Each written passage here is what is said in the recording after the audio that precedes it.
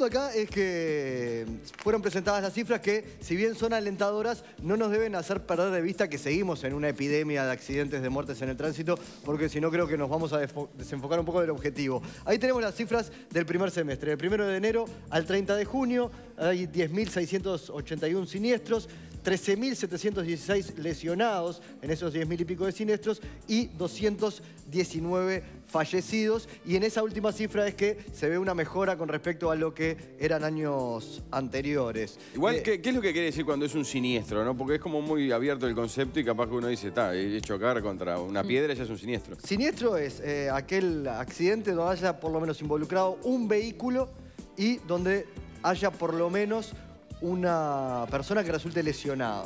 O sea, que choques debe haber 10.000 por día. Sí, muchísimo más. Estos son los que son considerados para esta estadística. Bien, y recién veíamos en comparación con 2015. Exactamente, decíamos que 219 fallecidos en este primer semestre de 2016. Y miren cómo viene bajando esa estadística de 2011 para acá. Sobre todo en el primer semestre del año se ha logrado ir bajando de a poco la cantidad de muertes, con un salto muy importante en este último año, de 2015 a 2016, queda reflejado allí en la gráfica, y hay elementos positivos entonces a destacar en lo que es la baja de la siniestralidad en el primer semestre de este año. Bien, y tiene además el informe una distribución según ciudad-ruta. Sí, datos interesantes ahí también de lo que ha sido este primer semestre, porque hay un cambio importante. Ahora estamos casi mitad y mitad en accidentes de ciudad y en rutas en este primer semestre, pero cuando comparemos con lo que es la cifra del año pasado, fíjense, 63% eran ciudades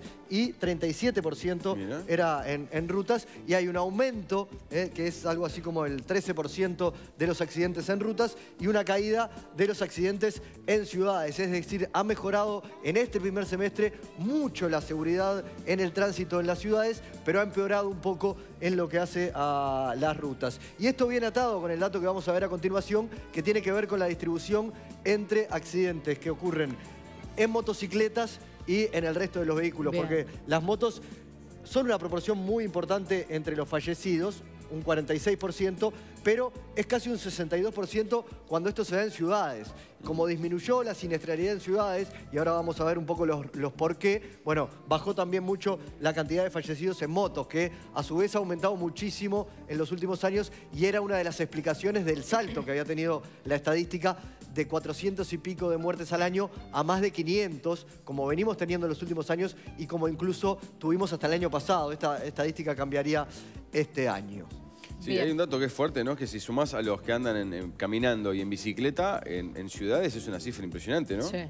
Sí, hay un dato... 90%. Sí, en las ciudades son pocos los accidentes donde fallece el conductor o algún acompañante en un automóvil. Son velocidades leves lo que pasa, ¿no? Exactamente. Y en el caso de las rutas, en cambio, son la enorme proporción, porque además son los que más transitan por las rutas, ¿verdad? Y son los que tienen los accidentes allí más graves por velocidad. Juan Miguel, ¿y qué incidencia tuvo el alcohol cero? Porque es el primer semestre que se toma en cuenta con esto. Es un dato importante. Tolerancia cero. Tolerancia cero.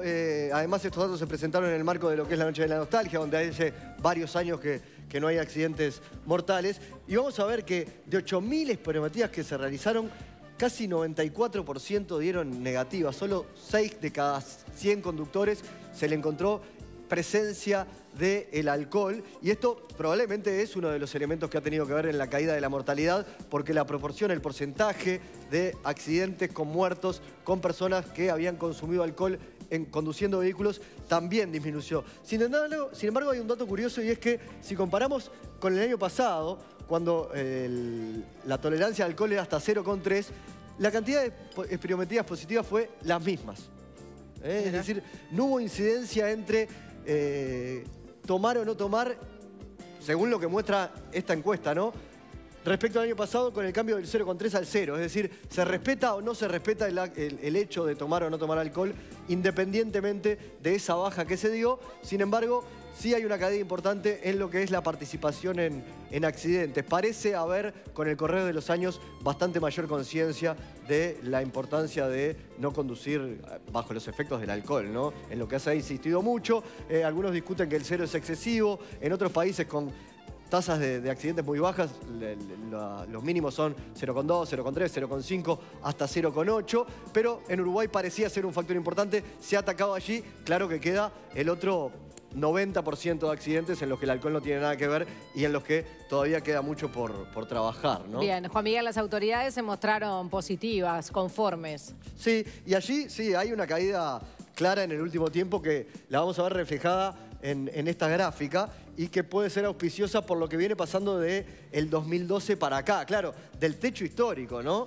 Claro, hay una tendencia a la baja, mire, claramente. Pongámoslo en horas, que es interesante. En 2013 moría una persona cada 15 horas, en 2014 cada 16, en 2015 cada 17 horas y en este 2016 muere en este primer semestre una persona cada 20 horas. Es decir, que en ese sentido venimos avanzando. Pero ahí vemos en verde lo que son las gráficas de muertes y en rojo lo que eran los objetivos trazados por la propia UNACEB, que se crea en el año 2007, cuando los accidentes eran 465 por año.